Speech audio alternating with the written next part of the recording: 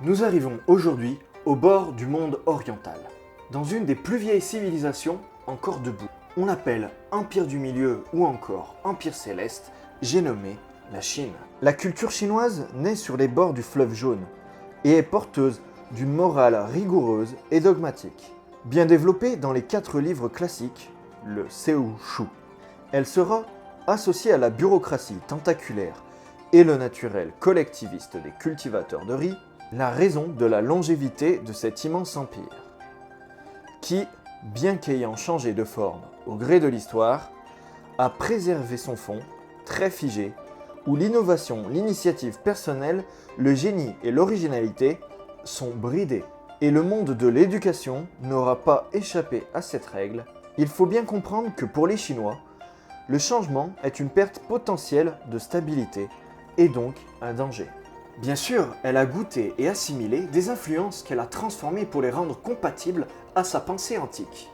Ainsi, taoïsme, bouddhisme, socialisme et capitalisme, ainsi que beaucoup d'autres idées, ont été syncrétisées, détournées pour rentrer dans le moule de la morale chinoise. Les premières traces d'un modèle éducatif chinois apparaissent sous la dynastie Shang, il y a environ 3500 ans, lors de l'âge de bronze chinois. Destiné aux nobles, il était basé sur l'apprentissage des 6 arts. Dans la cosmologie chinoise, les hommes participent à l'équilibre de l'univers par des rites qui servent à transformer l'invisible en visible. Ils relient, concentrent, ordonnent et déplacent le monde social en correspondance aux ondes terrestres et célestes, afin d'assurer l'harmonie de l'ensemble. On appelle cela le centrage, et ça a longtemps été le rôle du fils du ciel, Tian, l'empereur, puis celui de la classe dirigeante et des taoïstes qui s'occupaient déjà des rites de dieux locaux, puis, à l'échelle individuelle, des rites corporels pour la santé et l'amélioration des circuits d'énergie, appelés Qi par le Qigong. Ce serait se faire une fausse idée des rites que de les confondre avec nos liturgies religieuses. Ils sont plutôt comparables à une forme d'étiquette, un ensemble de comportements et de manières du quotidien.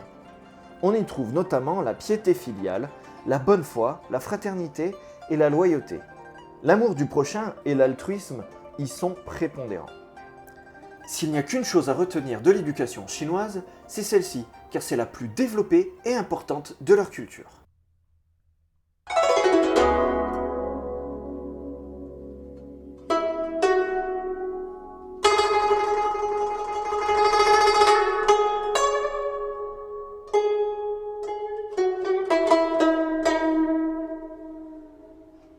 Intrinsèquement lié à la danse, on utilise le même mot. Et parfois étendu à la poésie, les nobles apprennent un ensemble de danses associées à des morceaux musicaux, précis, exécutés dans les rituels de la cour royale. Elle est conçue comme une manifestation cosmologique du son naturel. Elle est jugée correcte lorsque les instruments sont liés aux 5 éléments de la nature, d'où l'utilisation d'échelles pentatoniques.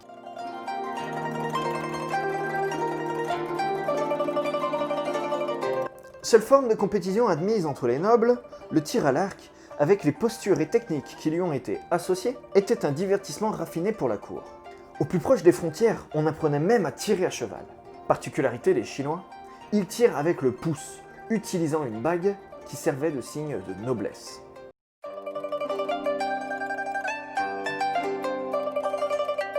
Entraînement autant physique qu'intellectuel, la maîtrise du chariot était difficile, mais nécessaire sur une région aussi grande que la Chine. Principalement destiné à l'usage militaire, cet art sera progressivement abandonné avec l'arrivée des arbalètes, des piques, des hallebardes, puis des armes à feu.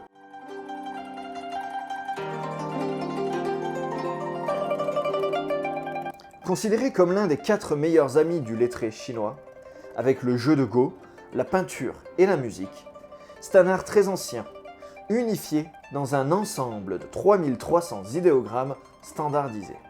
L'apprentissage de l'écriture se fait en recopiant et en apprenant par cœur les gestes d'exécution de chaque idéogramme, en utilisant des modèles de maîtres calligraphes et nécessite de longues années d'entraînement. Tout est normé, que ce soit les dimensions, l'ordre des traits, la structure des caractères ou même le rythme d'écriture. La calligraphie chinoise a énormément évolué au fil du temps et a toujours une place centrale dans la culture. Tracer des signes au sol avec d'immenses pinceaux et de l'eau est même un jeu très populaire encore aujourd'hui. Un caractère en particulier, Yong, qui signifie éternel, est très important dans l'apprentissage, car il possède tous les types de traits et il est très difficile à construire, ce qui en fait un excellent modèle d'entraînement.